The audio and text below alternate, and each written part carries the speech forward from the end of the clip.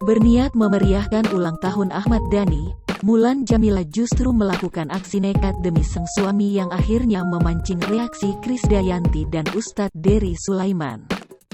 Sebagai pasangan suami istri yang hingga kini masih selalu harmonis, ada saja tingkah Mulan Jameela dan Ahmad Dhani yang mencuri perhatian.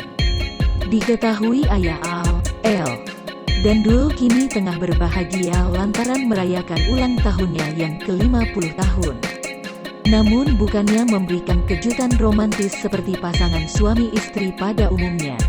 Mulan justru menimbulkan gelak tawa lantaran aksi nekatnya pada Ahmad Dhani. Mulan telah menyiapkan ucapan selamat ulang tahun bagi Ahmad Dhani dengan menggunakan musik DJ beraliran koplo yang beberapa waktu lalu viral di media sosial. Untuk yang pertama, Mulan meminta DJ viral Tessa Merena untuk memberikan ucapan selamat ulang tahun bagi suaminya itu.